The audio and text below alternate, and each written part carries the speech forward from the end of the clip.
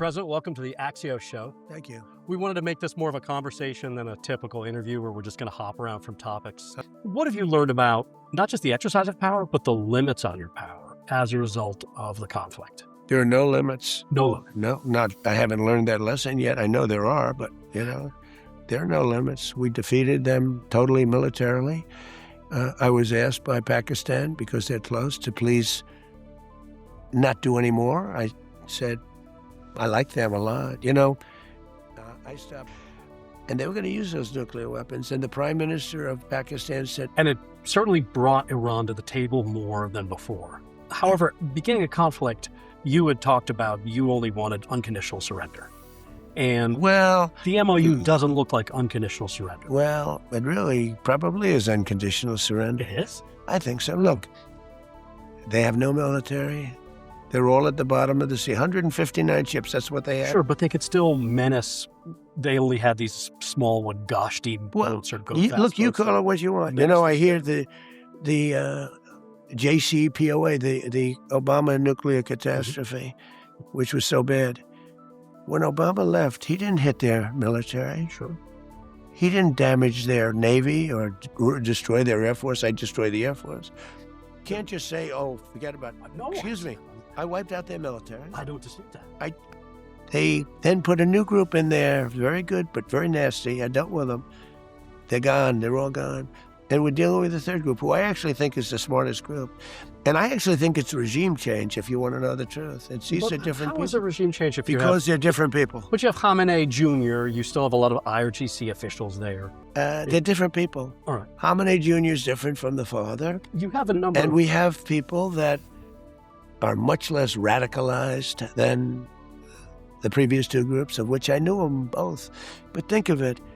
Why aren't you tougher?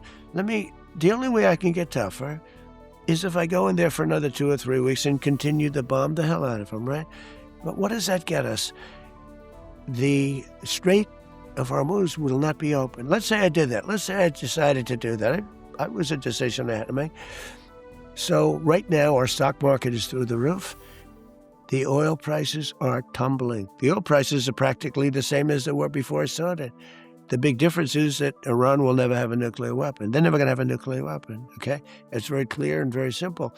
What are you going to do? By the way, Obama never got his plan approved. You know that, right? Now, Obama did something very different.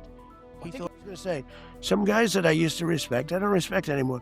They're hardliners, but I have the argument with them.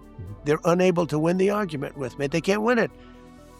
And so they go, here's the end of the, all right, I don't care. I still don't like it. Okay, that's what you so should have gone. If I went further, the stock market would be much lower. Now think of this. I have one primary wish as president.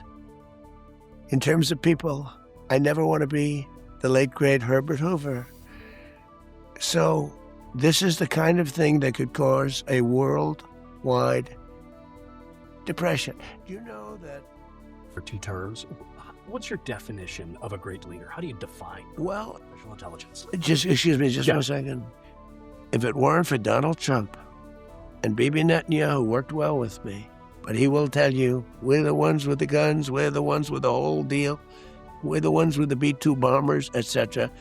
If it weren't for Donald Trump, Israel would have been eviscerated. Your relationship with Netanyahu It's good, but we have to keep him a little bit